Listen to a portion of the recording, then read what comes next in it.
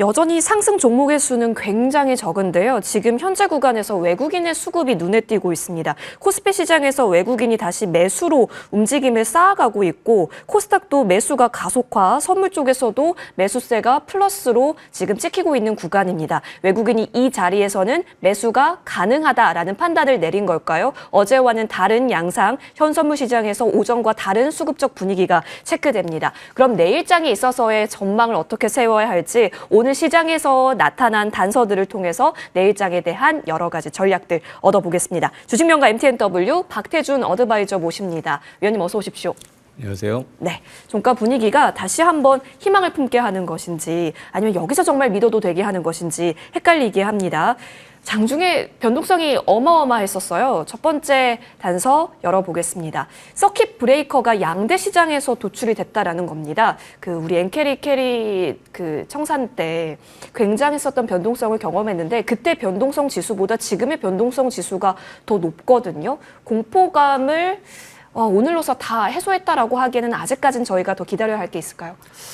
일단은 지난 2024년도 8월 달 엔캐리 청산에 대한 어떤 그런 변동성이 심했을 때보다는 지수가 한 2배 정도는 올랐죠. 예. 그렇기 때문에 그만큼 리스크를 더 안고 투자를 좀 한다 이렇게 봐야 될 것 같고요. 특히나 이제 코스피 같은 경우에는 작년도부터 뚜렷하게 조정다운 조정이 나오지 않았다라는 그런 예. 점에서 우리는 4,000포인트도 그렇고 또 5,000포인트 올라왔을 때도 이 조정이 올 것 같은데 이런 좀 두려움이, 막연한 두려움이 좀 있었죠. 6,000포인트를 넘어가면서도 그런 생각을 했었는데, 때마침, 또 이제 이 지정학적 리스크가 불거지면서 하루 낙폭치고는 굉장히 좀 강하게, 또 어제도 그렇고 오늘도 그렇고 좀 과한 그런 흐름들이 좀 나온다 이렇게 판단이 됩니다. 어떻게 보면 좀 비이성적인 투매 물량까지 나오고 있고 아마 내일 정도면은 또 이런 레버리지를 활용한 그런 신용 물량까지도 또 반대매 물량까지도 좀 나올 가능성이 있기 때문에 일단 오늘 일단 변동성은 점차 잦아들 가능성은 있습니다만 이 지정학적 리스크가 단기에 끝날 가능성은 높지 않다라고 봅니다. 물론 이제 지금부터 해서 일단 중동에서 들리는 이야기들 오늘 이 하메네이의 차남 예. 모르타바라고 하는 그 사람이 이제 차기 지도자로 선출이 됐다는 얘기가 나오면서 낙폭을 더 늘려나갔거든요. 당분간도 이러한 모멘텀이 좀 증시에 유리한 방향의 어떤 이야기가 나올 때는 조금 반등을 주고 또 부정적인 또 전쟁에 대한 장기화대한 얘기가 나오게 되면 또 밀리는 그런 상황이 나오면서 바닥을 좀 잡아나갈 것으로 판단이 되기 때문에 우리 개인 투자자분들 어제 오늘 많이 좀 놀라셨고 또 추가적인 어떤 하락에 더 놀랄 수도 있겠습니다만은 지금 투매에 가담할 그럴 단계는 아니다라고 예. 보여지고 그렇다고 해서 적극적으로 우리가 줍줍하는 그런 전략도 부담이 되기 때문에 지금은 이성적인 어떤 사고방식, 지난번 6,000포인트 이상에서의 어떤 화려했던 예. 우리 심리를 기억하시면서 여전히 우상향으로 좀 초점을 좀 맞춰주는 그런 전략으로서 일단은 매수나 매도를 성급하게 하는 것보다는 좀 관망하고 시장의 안정세를 찾는 것까지 좀 기다리는 전략이 필요하지 않을까 이렇게 조언을 드리고 싶습니다. 네, 지금은 적극적으로 팔 때도 아니고 적극적으로 살 때도 아니다. 일단 그렇다면 내일 시장에 어떠한 위치를 형성하는가를 좀 더 보고 싶다 의견이 나왔습니다. 그 가운데 지금 계속해서 우리가 우려하고 있는 쪽은 아무래도 유가 또 그에 따른 원화 약세 흐름입니다. 중동발 쇼크 지속에 따라서 1,480원대 움직임 오늘 또 확인을 했고 어제 야간 쪽에서 NDF 환율을 보니까 1,500이라는 숫자를 또 확인을 했었단 말이에요. 그래서 두 번째 단서로 이 환율에 대해서 우리가 계속해서 주시를 해야 하는 거 아닐지 연고점 경신하고 있는 이 부분에 있어서는 저희가 우려의 모드를 좀 더 켜야 하는 걸까요? 그렇죠. 아무래도 이제 시장이 조정을 받고 또 어제 오늘처럼 급락세를 보여준다라고 한다면 이런 외생 변수들, 유가도 마찬가지고 예. 또 이 원달러 환율 작년 연말에도 사실은 이 달러 인덱스가 오랜만에 이제 골든 크로스가 나왔다고 그래서 다소 좀 우리가 걱정을 좀 많이 했었습니다. 예. 정부에서는 구두 개입까지도 하면서 환율 어떤 방어에 좀 신경을 썼던 그런 기억도 있습니다. 이제 한 2달 정도가 지난 그런 현재 시점인데요. 또다시 이 지정학적 리스크에 따라서 원달러 환율이 1,500원 선을 또 육박하는 그런 상황이었습니다. 작년 연말 기억을 더듬어 보면 이제 달러당 1,500원은 기정사실로 받아들여야 된다 이런 의견들이 많았습니다. 뉴 노멀로 네. 우리가 받아들여야 된다는 이야기가 좀 많이 나왔는데요. 그 이후에는 사실 정부의 구두 개입이 영향이 있었는지 아니면 미 미장에 투자를 많이 했던 투자들이 다시 국장으로 복귀를 하는 그런 흐름 속에서 최근 들어서는 좀 안정세를 좀 찾았던 그런 모습이었는데 갑작스럽게 또 치솟고 있기 때문에 부담이 될 수밖에 없는데요. 일단은 우리가 1,500원대를 열어두고 일단은 판단을 해야 될 것 같고요. 이러한 어떤 흐름들이 지속적으로 증시에 좀 부담이 될 가능성도 있겠고요. 또 이런 원달러 환율뿐만이 아니라 오늘 뭐 주유소에 기름을 넣으신 분들은 아시겠지만 갑작스럽게 또 기름 가격도 좀 올라가는 그런 상황이 나와서 투자 심리면에 좀 많이 위축이 될 것 같습니다. 따라서 지금 외국인들의 매도세가 지속적으로 나오고 있는 그런 상황인데요. 이 외국인 수급도 우리가 좀 봐야 될 게 뭐냐면 지금 삼성전자, SK 하이닉스를 팔고 있는 거지 전체적인 어떤 종목군들을 파는 건 아니기 때문에 외국인들은 지금 현재 포트폴리오에 담아 있는 종목군들의 비중이 워낙 SK 하이닉스라든가 삼성전자의 상승률이 높았기 때문에 거기에 따른 리밸런싱 차원의 매도지 우리나라를 떠나는 그런 어떤 외국인들의 매도는 아니기 때문에 여러분들이 너무 그런 부분에 대해서는 걱정할 필요 없다 이렇게 판단이 되고요. 앞서 말씀드린 대로 우리가 좀 시장의 어떤 변동성이 잦아드는 그런 시점까지는 좀 관망하고 좀 기다려보자 이런 말씀 다시 한번 또 강조드리도록 하겠습니다. 네, 좋습니다. 자, 아까 전에 외국인이 리밸런싱 과정에서 많이 담겨 있었던 바구니의 양을 조절하고 있다라고 언급을 주셨는데요. 근데 사실 개인 투자자가 가장 관심이 있어 하는 쪽이 또 그쪽이기도 합니다. 삼성전자, SK 하이닉스인데 사실 오늘 이렇게까지 어제부터 시작하면 굉장히 많이 내린 거긴 합니다. 현재 구간에서도 동시호가 구간인데 지금 현재 삼성전자 예상은 12%대, 어제 14%, 오늘 12%라는 겁니다. 이 정도면은 보통 우리가 고점 대비 20, 30% 내렸을 때 약세 국면이다라고까지 얘기를 하는데요. 지금 한 번에 이렇게 적용시켜가고 있다라는 판단을 들게 하거든요. 고객 예탁금 오히려 더 늘어났습니다. 이쪽으로 들어오면서 하반 경직에 대한 기대도 해볼 수 있다면 지금 자리에 있어서 진입하는 관점은 조금 더 여유를 두세요? 일단 사실 가격적인 측면 또 고점에서의 조정폭을 보게 되면 네. 담는 게 맞다라고 저도 이제 판단이 되고 있는데요. 근데 지금 서서히 기간을 가지고 천천히 떨어진 게 아니라 갑작스럽게 맞아요. 떨어졌기 때문에 지금은 변동성이 클 수밖에 없습니다. 이제 추후 언제가 될지는 알 수 없습니다만은 또 좀 더 긍정적인 어떤 모멘텀이 나오면서 주가가 반등을 줄 때는 굉장히 세게 반등을 줄 가능성이 있거든요. 그런 변동성을 우리가 잘 활용하면 모르겠지만 사실 우리 개인 투자자 입장에서 본다면 이 변동성을 활용한 트레이딩이 사소 좀 부담이 될 수밖에 없기 때문에 지금은 시장이 지금보다 조금 더 안정세를 찾는 물론 삼성전자라든가 SK하이닉스를 지금보다 조금 더 높게 매수하는 한이 있더라고 하더라도 시장의 안정성을 좀 기다려보자라는 차원으로 조언을 좀 드리고 싶습니다. 알겠습니다. 지금은 좀 더 기민하게 타이밍을 체크해야 한다라는 의견을 담아주셨기 때문에 저희 오늘 종가 잘 확인해 보고요. 이어서 내일에 대한 시가 분위기까지 감지를 해봐야겠습니다. 현재 동시호가 구간입니다. 예상 지수 추이를 살펴볼 텐데요. 현재 구간에서 그렇게 큰 변동이 느껴지지는 않습니다. 밀려 있었던 구간에서 지금 코스피 예상 지수는 마감할 것으로 보여집니다. 다만 낙폭이 좀 크네요. 12.51% 내린 5,067선 나타납니다. 오늘 하루에만 724포인트 내려선 구간이고요. 코스닥은 무려 14.22% 장중 저점 구간에서 예상지수 형성하고 있습니다. 975선입니다. 오늘 15%를 넘기지 않았음 하는데요. 흐름 지켜보겠습니다. 자, 수급적으로 유의미성은 있었습니다. 오늘 코스피 시장에서 외국인이 매수로 전환됐다라는 겁니다. 오늘 한 2시 30분부터 기해서요. 외국인이 매수로 강력하게 매도폭을 축소해 가더니 결국에는 매수 전환된 흐름으로 펼쳐지고 있습니다. 코스닥에서도 외국인의 매수세는 가속화됐습니다. 현재 보고 계시다시피 조 단위의 매수가 들어오고 있다는 점 챙겨지고요. 오늘 선물 쪽에서도 외국인이 매수로 급격하게 담았습니다. 자, 전반적인 시장 분위기 살펴봤고요. 종목 분위기는 현재 시총 상단주는 일제히 하방 쪽 자리하고 있습니다. 오늘 전반적으로 오르는 종목은 정유 관련주가 전부네요. 마무리하고 오겠습니다.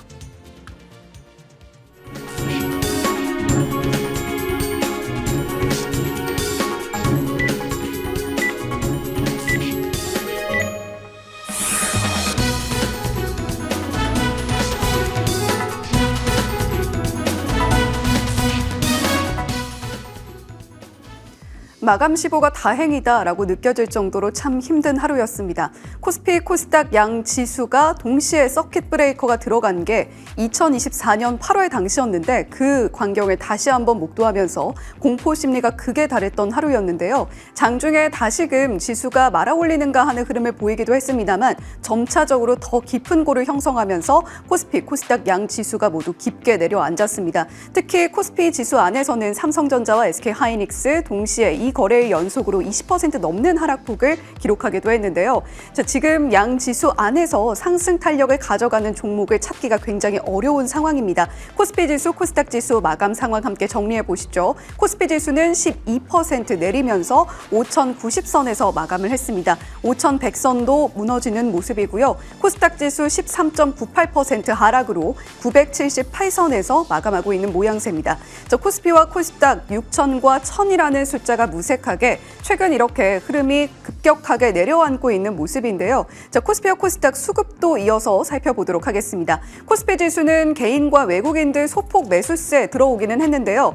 장중에는 기관 매수세가 유입되는가 했는데 오늘 장 막판으로 갈수록 외국인들의 매수세가 유입됐다라는 점은 상당히 반갑게 느껴지는 포인트입니다. 코스닥 지수 수급 동향도 이어서 함께 살펴보시죠.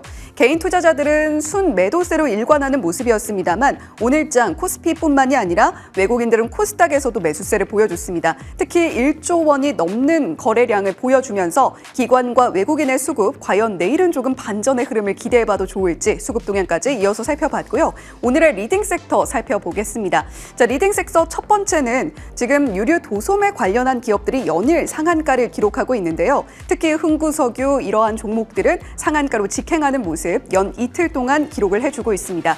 미국이 이란을 공격을 한 이후에 사살을 했던 하메네이의 아들을 지금 후계자로 선정했다라는 소식이 들려오고 있죠. 이란 사태가 장기화될 것이다라는 우려감 속에서 지금 우리 정부는 충분한 비축량을 가지고 있다라는 보도도 내놨거든요. 정유가스 관련 종목들의 시세, 흥구석유, 대성에너지, 중앙에너비스, 극동유와 한국석유까지 모두 상한가로 마무리하는 모습 살펴보고 계십니다. 자, 다만 방산 종목들의 경우에는 장 초반에 비해서 투심이 다소 밀려나가는 모습 보여주기도 했으니까요. 함께 참고해 보시길 바라겠습니다. 자, 리딩 섹터 두 번째로는 반도체 장비 쪽 살펴보겠습니다. 다만 장 막판으로 갈수록 상승 탄력이 조금 둔화되는 모습을 나타냈다라는 부분들, 그리고 하락으로 전환된 종목들도 다수 포진해 있다라는 부분은 유념하셔야 되겠는데요. 전일 기관들의 매수세가 반도체 장비 쪽으로 유입이 됐다라는 소식이 들려오면서 반도체 장비 관련한 종목들 상승 탄력을 일부 가져가는 모습이었습니다. 그린리소스 11% 급등하면서 마무리했고요. PSK홀딩스도 1.7% 상승 탄력을 유지해줬습니다. 다만 장중에 상승 탄력이 강하게 나타났던 테크윙의 경우에는 0.58% 소폭 하락으로 마무리했다라는 점도 참고해 보시면 좋겠습니다. 자, 오늘 전체 머니맵 살펴보면서 앞으로의 시장을 좀 어떻게 대응을 해야 될까 고민을 해보시면 좋을 것 같은데요. 삼성전자와 SK하이닉스 연 이틀 동안 25% 안팎의 낙폭을 기록했다라는 말씀을 드렸습니다.